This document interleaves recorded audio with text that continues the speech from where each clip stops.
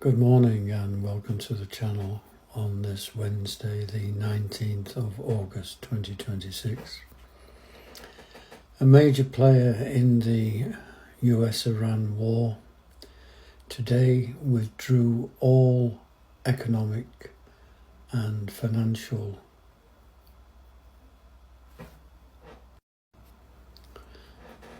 ties with Iran. This was the UAE. Now, what the UAE's withdrawal means for Iran? Well, number one, it's the loss of Iran's largest non-oil trade partner. The UAE-Iran non-oil trade relationship has historically been between $20 and $30 billion per year, which is roughly 30% of Iran's non-oil imports, which flowed through UAE ports, especially Dubai. Over 10,000 Iranian-owned businesses operate in the UAE, which I never knew, and around 500,000 Iranians live there. The effect is Iran loses its primary gateway for consumer goods, industrial inputs, electronics, machinery, and foreign currency access. This means there is going to be a severe disruption to Iran's supply chains.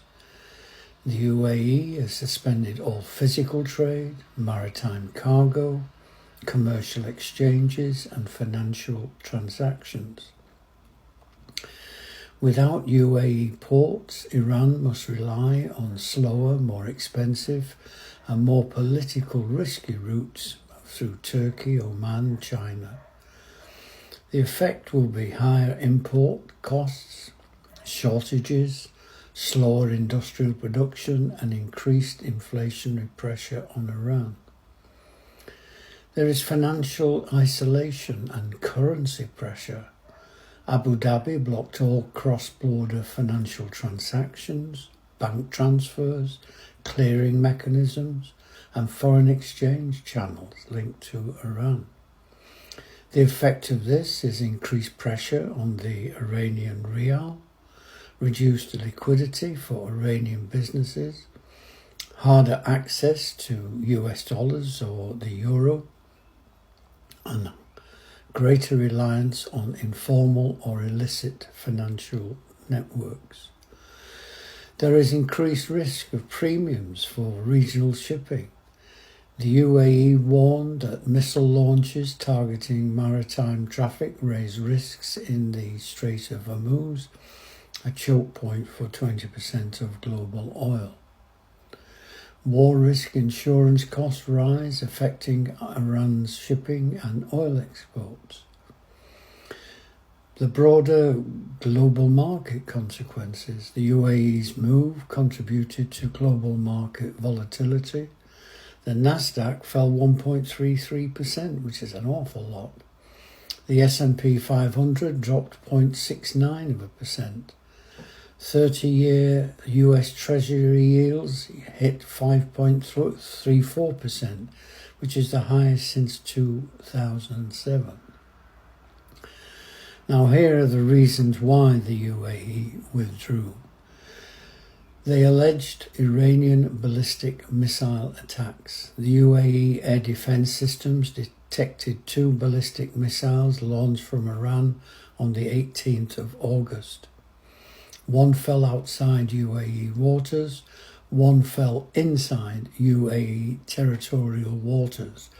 Both were assessed as targeting maritime traffic. This was described as the first direct Iranian attack on the UAE since May.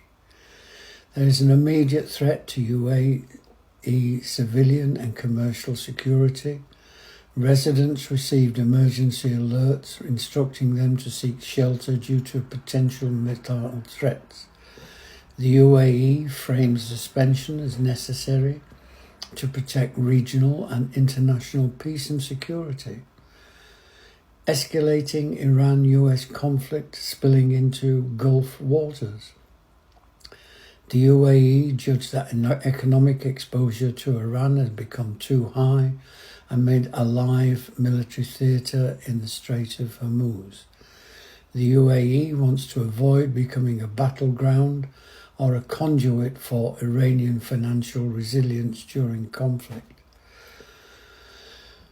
By shutting down Iran's main commercial lifetime, the UAE is sending a message. Iran's military escalation will carry immediate economic consequences. The Gulf states will not tolerate attacks on maritime routes.